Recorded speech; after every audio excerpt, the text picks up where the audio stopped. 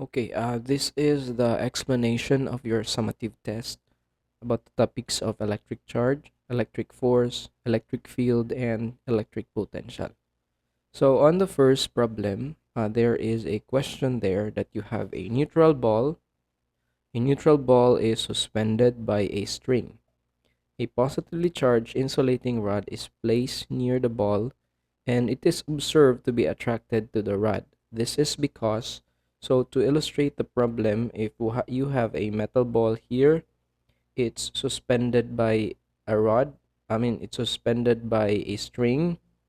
And then normally, as you know from class, there should be a random arrangement of your positive and negative charges present within the ball. But the instant that you have another material here, in this case, your rod, say this is your rod, and the rod is known to possess a positive charge. So this is a positively charged rod. We know from our class that by the law of electrostatics and polarization, what would happen to these randomly arranged charges is the negative charges will tend to build up along this direction since they will be attracted towards the positively charged rod which is not touching it, and this portion here will have a positive charge, or simply it means it is deficient in your negative charges. So there is now an attractive force between the two, and that attractive force is due to the rearrangement of your charges within the metal ball. So in this problem, the answer is this is because there is a rearrangement of your electrons within the ball.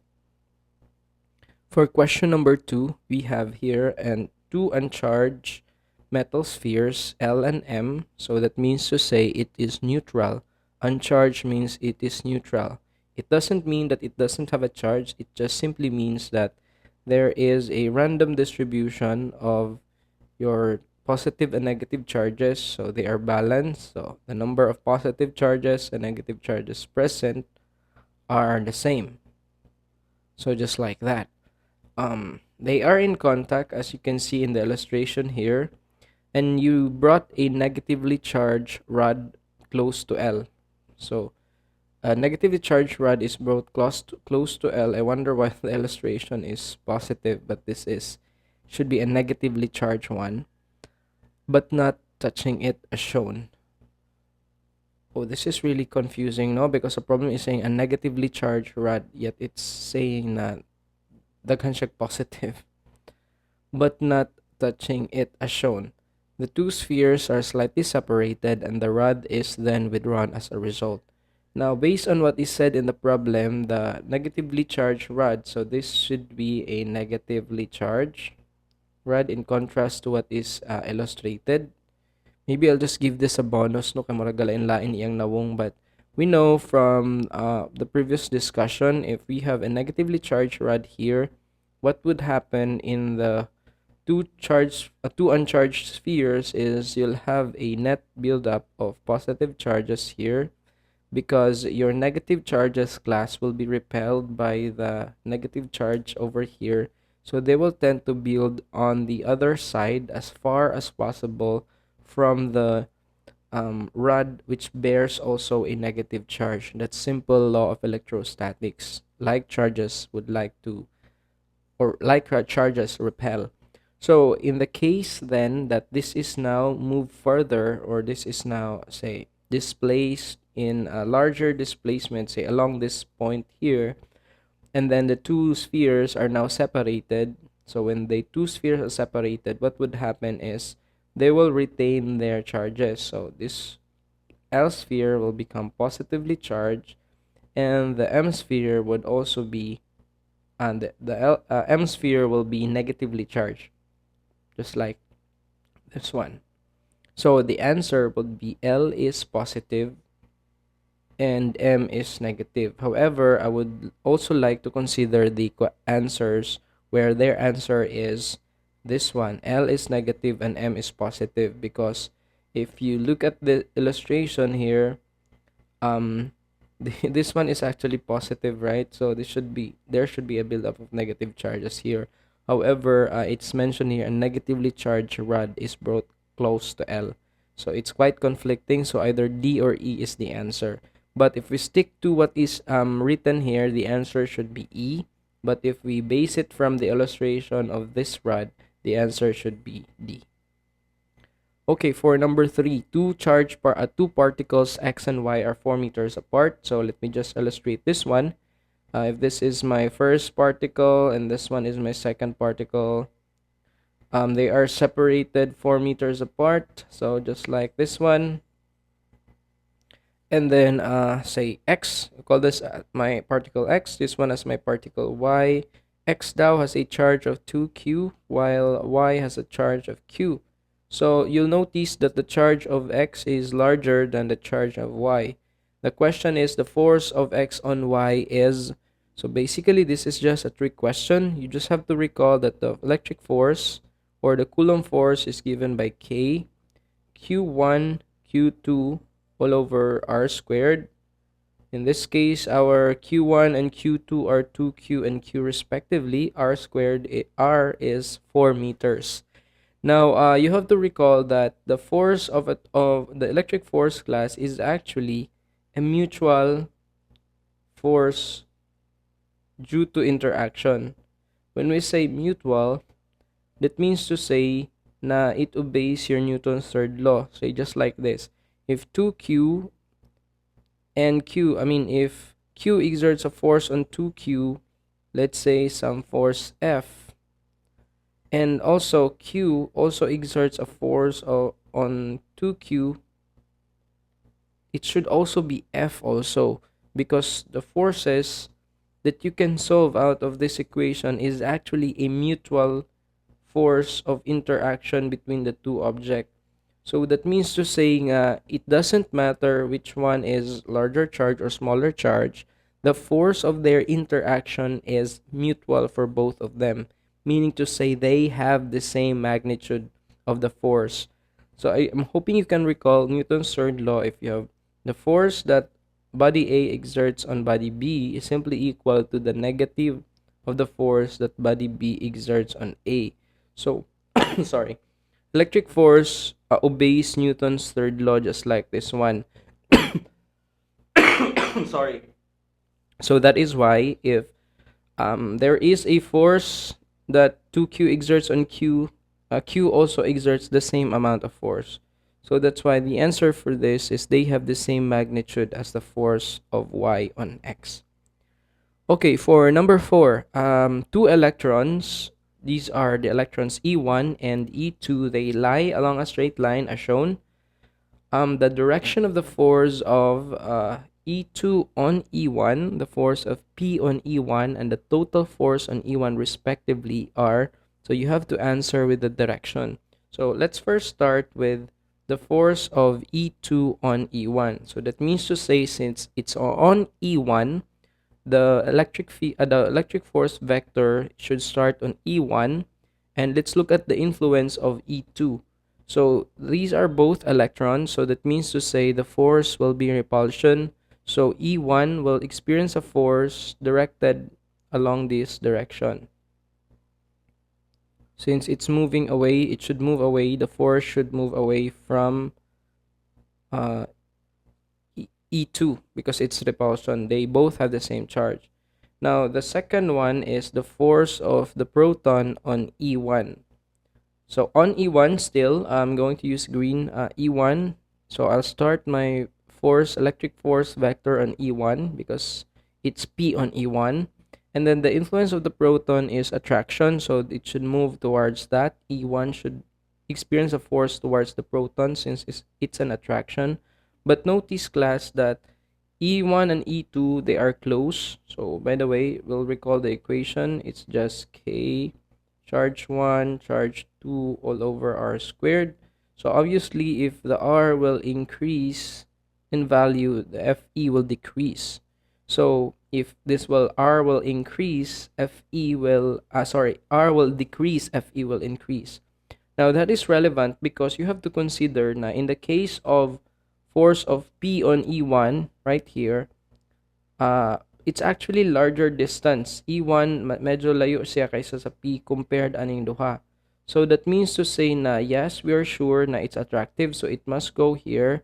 But the direction, I mean the length of that arrow, which represents the magnitude of the vector, should be smaller also, which tells us na this force is smaller compared to this force kasi E1 and E2 are closer. So this force is larger.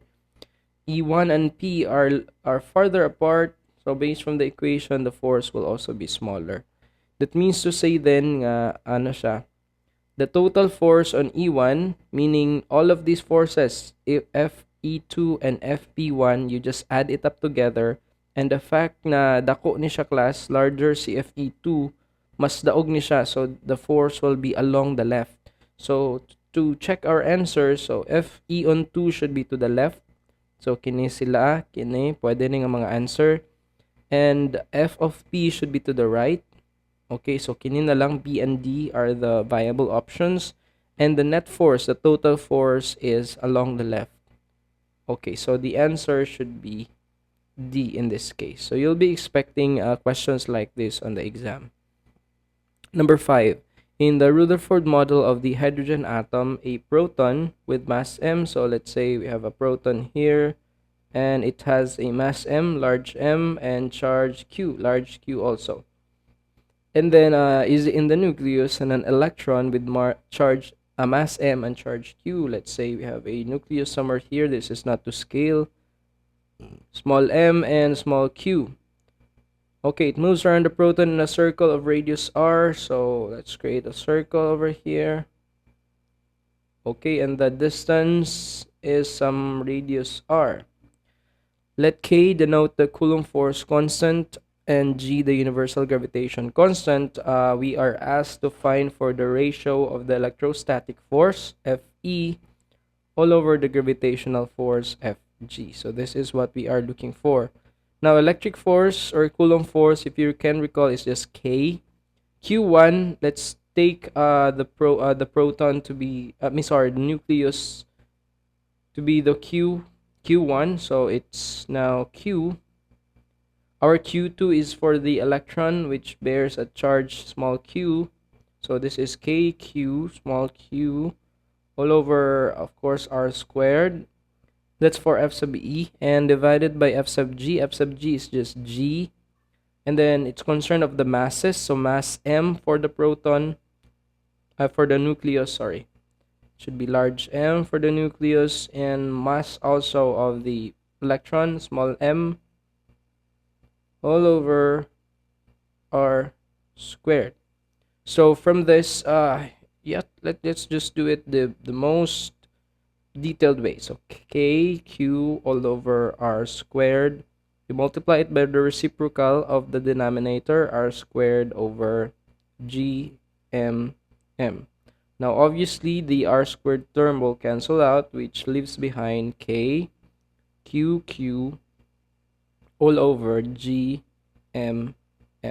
So the answer should be E. However, if you notice na there's actually an error in encoding kasi nawala iya ang bar sign here. So this was given as a bonus. Number 6, an electric field is most directly related to the momentum of the test charge. So recall momentum is just mv. So you haven't heard me referring to this during class, right?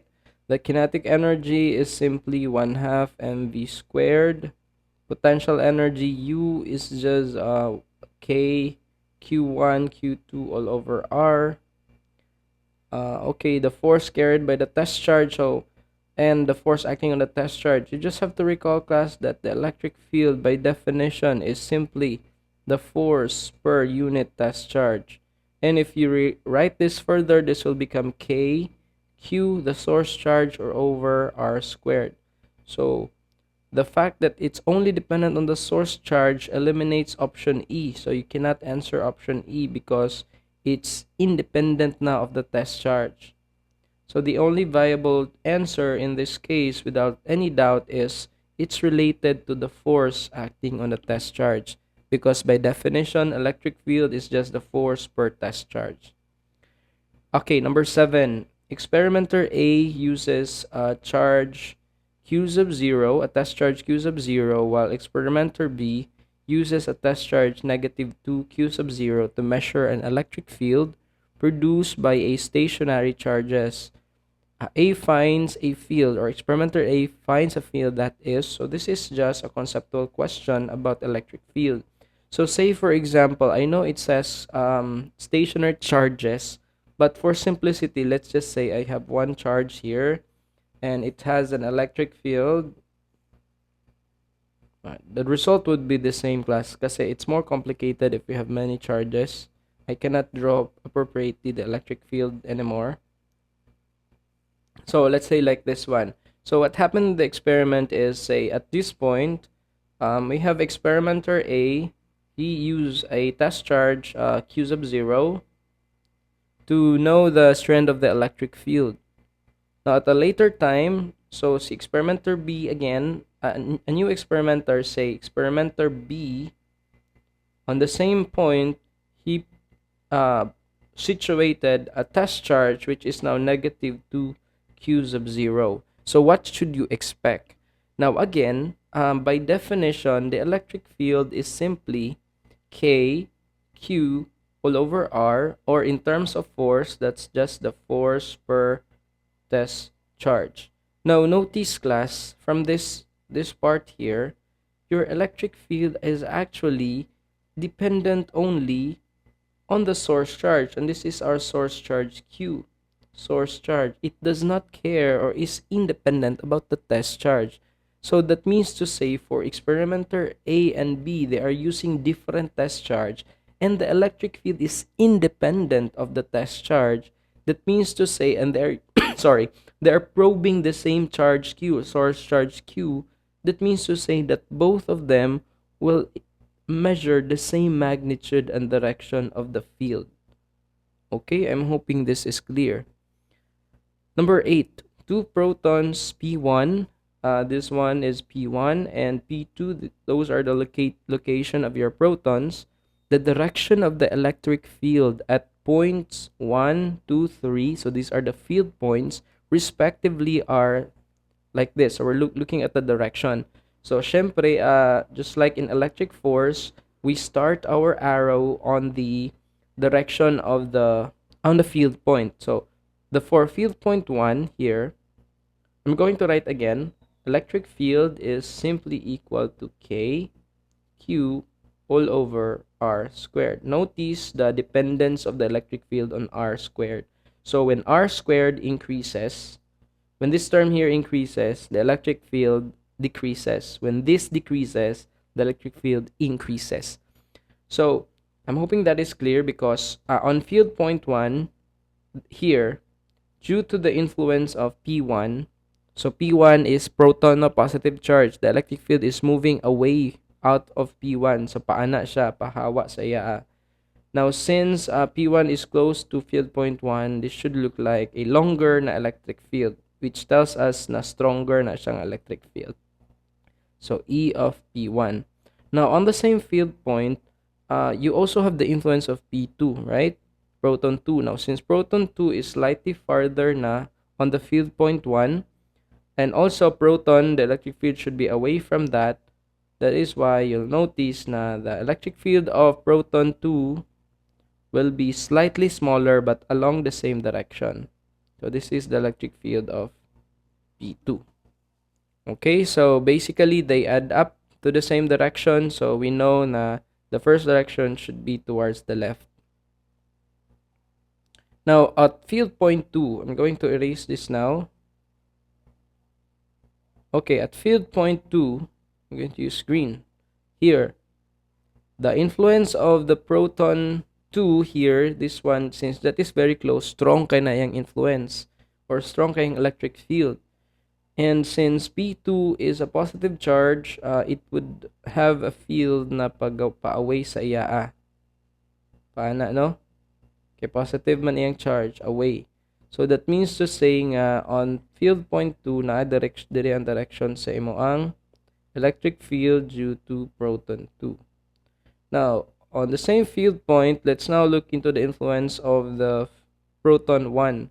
Proton 1, electric field is moving away from that since it's a positive charge. So along that direction, and since P1 is now farther from the field point 2, medyo gamay na iyang electric field. So if you represent that with an arrow, probably yun ana lang siya, electric field due to proton 1. So when you add these two together, this one is longer vector, smaller vector, ang modaog kay kining longer vector, which tells us nga the direction on the second one is along this also to the left. Okay, to the left sila class. Now for the field point 3, I expect mo questions like this on the exam ha. On field point 3, this one, the influence of P2 is very strong kasi the electric field is very strong, very small iyang R. Now, since this is a positive charge, the field is pointing away from P2. So that means to say nga diri na siya paingon then dako. This is your electric field due to P2 on field point 3. Now, the P1, since it's already far, it's slightly smaller electric field now. So the arrow would be also smaller in length. Tapos, it's moving away gihapon, no? Away from it, yung electric field, paana. So, on P3, yung electric field kay padulong dito away. So, this is the electric field of P1. Slightly smaller, or smaller compared sa P2. So, when the two vectors are moving in the same direction, their sum would be, okay, along the same direction also. So, that means to say na the direction should be along that direction. So, left, left, right. Left, left, right, the answer is option E.